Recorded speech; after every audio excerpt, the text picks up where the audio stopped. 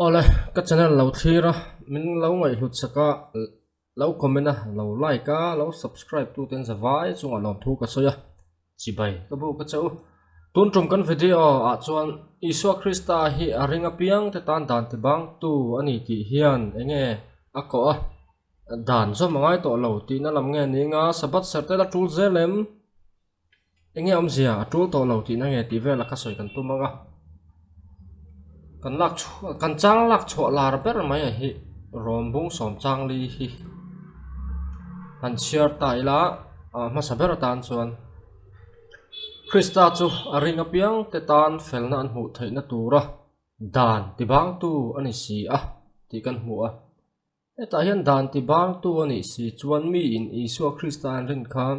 a in zia ta na hi chuan dan zom hi tul to lo ti hi om zia chu ni top mai thil dang om lo reng reng a chumi ati na khami ati na kan ti kwal don ni lem lo chuan a bak chu sai veu tur om lo a chiang sa renga tro thil poi mo chu heti laya dan ti bang ti hi enge om zia tak ni ang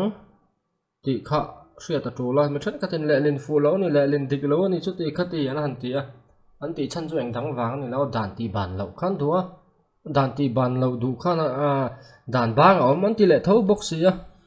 an thil om zia po hian tha chia lo ni na langa ti chuan om zia heti laya dan ti bang ti tong kam ma hi greek tong a chuan telos tia lam tur nge mani telos tia lam tur mani kha naom zia chuan Greek strong number sanga somnga paruk ani a hi hard copy nge ni a James Strong a Greek le right dictionary bu in kop kha ani du chuan amazon atang ta pona cha thei ni hele ka bu hi sai sang thum man tling lo deu ti chuan so mi om zia chu to set out for hey point or goal it's one the point aimed at as a limit the conclusion of an act or state kan hu ultimate or prophetic figurative meaning ti te om zela chuan om zia literal om zia ma sabera chuan atum ram theng ani tur ang ni zo fam kim ti point soi thayanga antir nan kanin khel ta a keeperin goal ave ga kan tum chu pet goal ni mi inava pet goal chi akan telos kha atelos dor ni tin ani chu brick tonga chu wangin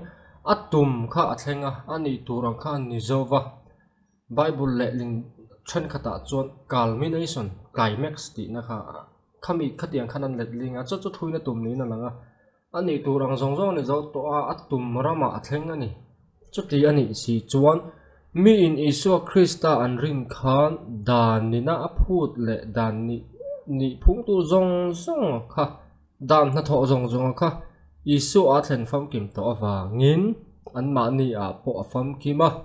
dan chu zom le ngai to lo a chan chu Isua rin a khan a climax kha omani ti nan phot mai number 1 a chon chu chu in sia dan ani a kan la oi du chuang lo ani chuan eng po ni ro se ti chuan adot le tan chuan NIV cultural backgrounds to the Bible han entala hai ein ziak ta che ta hin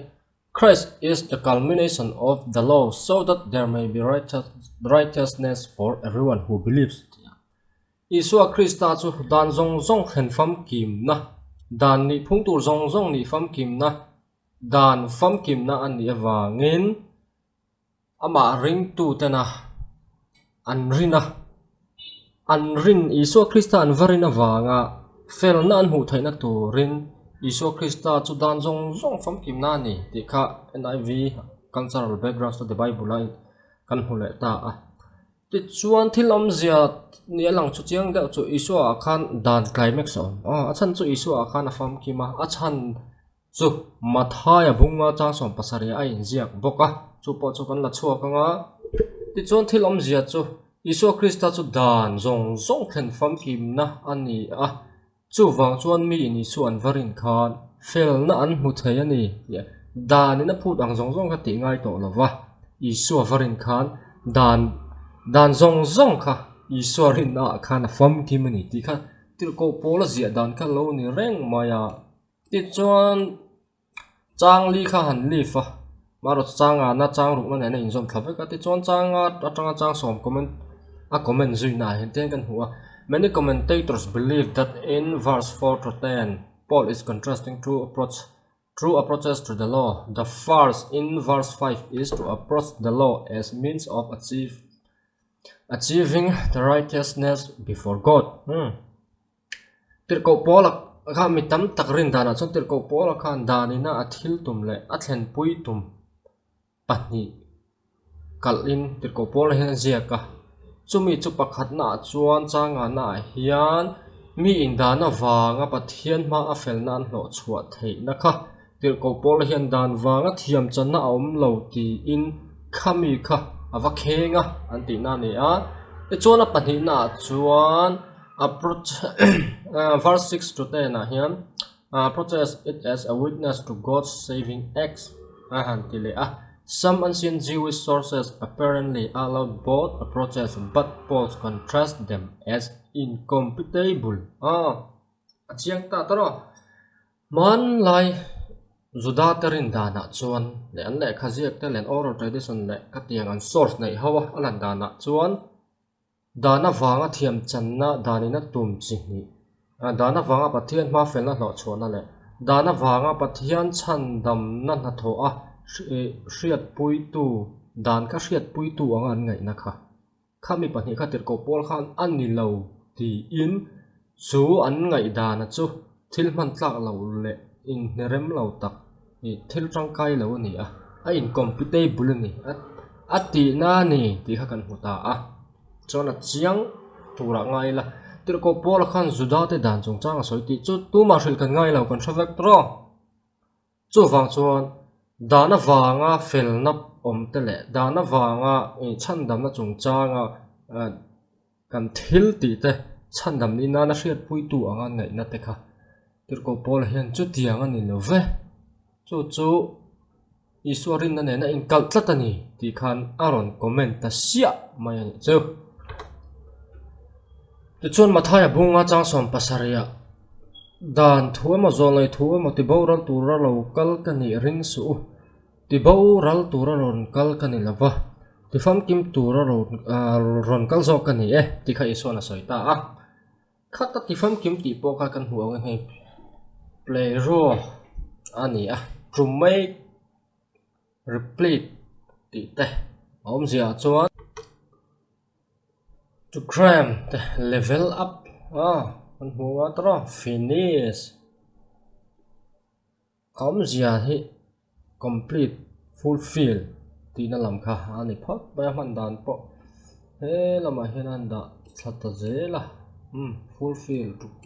to fulfill complete ti na te ani man thei dan sang oma the dar beng muk eng ma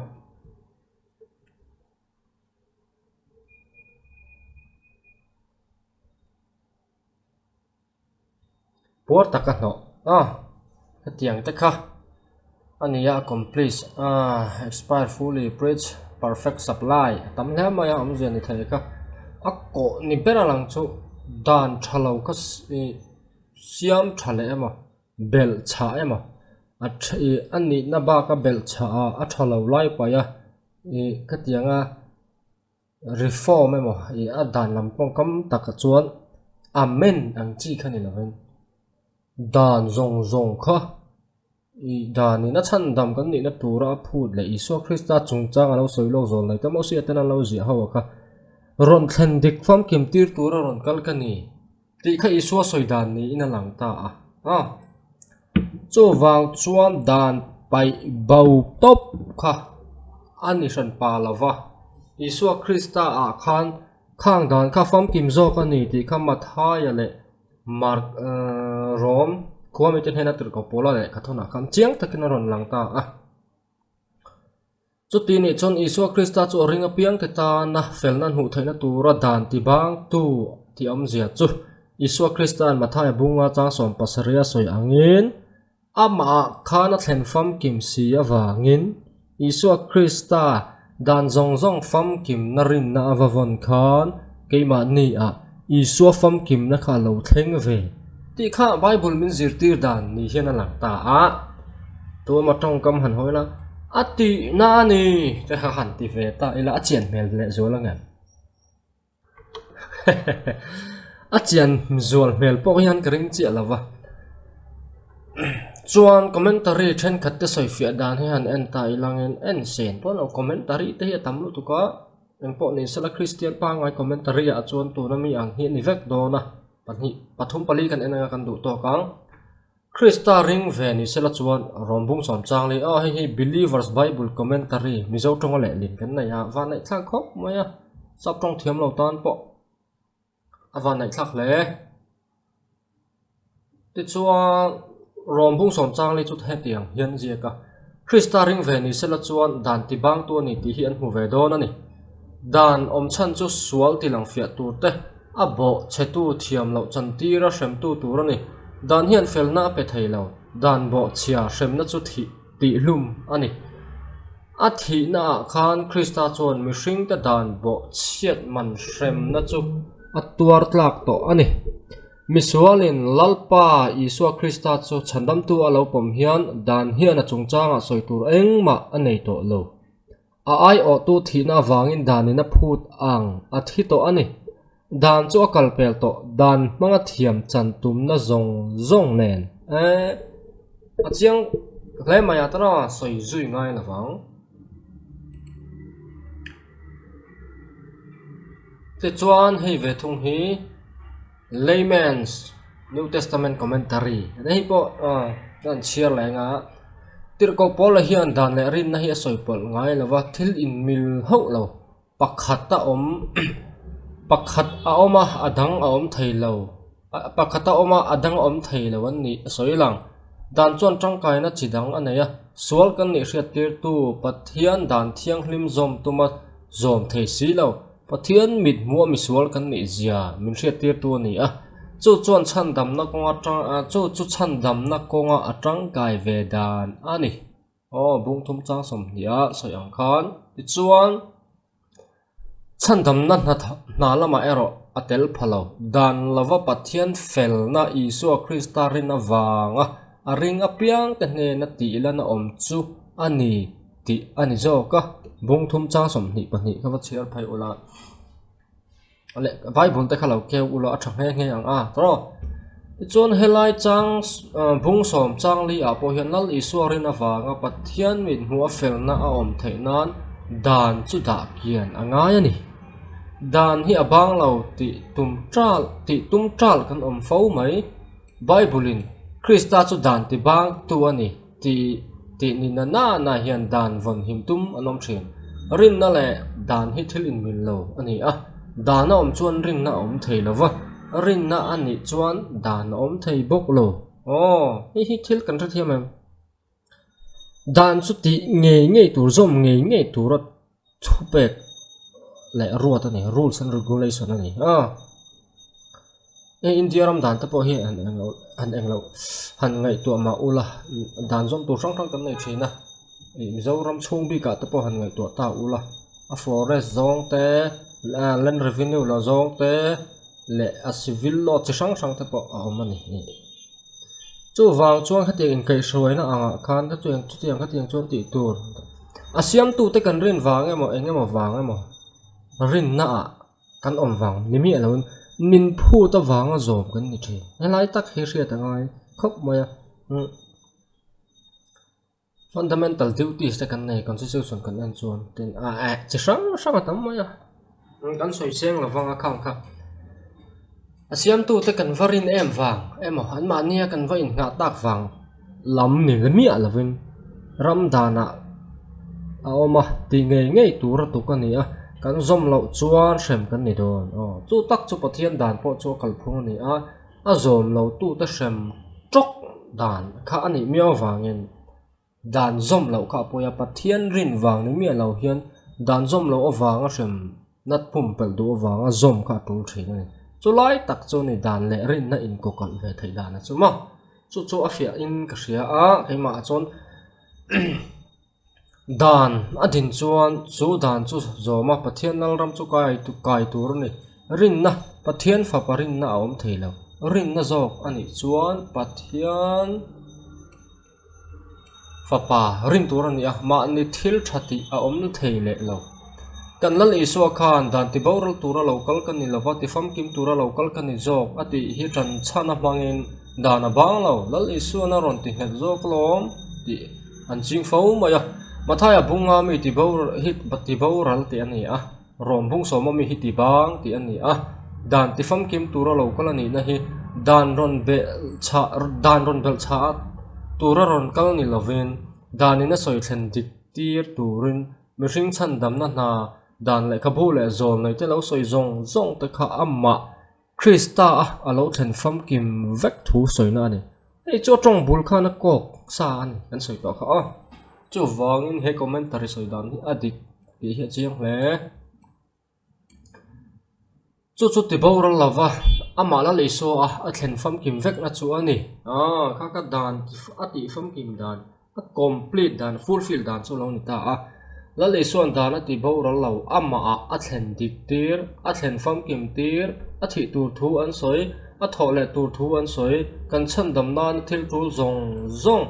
dan zom fam kim lamin lal isu a thleng vek ani chu wangin mi hring ten kan so la wanga an chedong thina kan thina tur dan in soite mi fel fam kim nia pathian ro rel ma a kan lan theinan lal isu chu danin sual te chunga a thil phut a diman zong te lal isu chuan atikim taveka chu dan le zol nei te thu ati fam kim na chu alo ni play ro alo ni ta ni chu thil om zia ni khan alang ta kan pom mai mo pom lo mo em po lo ni sela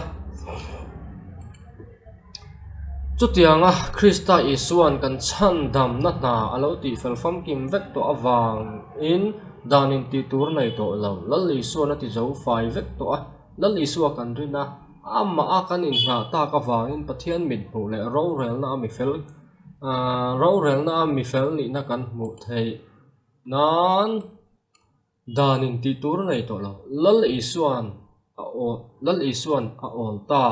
ati bang ta dan zom shan ne ril ru ani chuan ho ki khelna a vok gol theina circle chunga om to si in om to in siban po na om to si na ban po na iwa chuak ang mai khan John Banian and Christian Van Ram kong zo thu asia ka Van Ram kong khar pula tang po in rem hun kal na kong alo ani hi ati ang dau khan iban phak le ka chan dam na chu i chan ang ti la hle mai lal isuan dan zom lo wanga i tuar tur te atuara cross an nun na hlan to pathian du dan izom ngai zong lalpa i pathian chu i thin zong ni thlarau zong ni ril ru zong in i hmangai tur ni ti thu pek ro pui ber le adot tu an pui nang ma in hmangai angin i veng te poi hmangai tur ni ti dan thu le zol nei thu zong ai khai khom vek namathaya bungson ni pani chang som thum pali tang som li te le polan dan zo fam kim na ani ati chu pa pathian lung oi na za ni na zom to si chu wang nal isua in nga lal isua rin hi kan sual wang cross kan thi na le dan kan zom fam kim na alo ni krista ring tu apiang te chu dan zom fam kim tu anlo ni ta athana dan zom tum angai talo hi ani lal isuan dan ati ban dan chu ati boral lava ati bang ta ni ati fam kim ta ni ama ero chu chan dam na ta ni lovin ring tununa kan pa pathian tilom tu ra thu thung thar tu pek zong te hi afaten kan ti nge tur ani ma se pathian tharau ti chakna in Old Testament khan thuthung item tam tak pek ani New Testament po hian item item tam tak lal isu le apostol te thu pek Old Testament dan thak tu min pele a chu kan zo manga ya tharau nun than len nan van ram kan ti kai thai na ta ne ro nilovin rau nge maya kam mishing thil ti ringot ni van kai na thamani lo van kai na thla kan lawa isu Christa rin awa kan ti ve ram sama ama in nga ama kan rin na ne na kan ti lo chu na kai thai lo ni ti kha hey chu Bible zirtir na ni chiang sa a soi chiam mangai lawa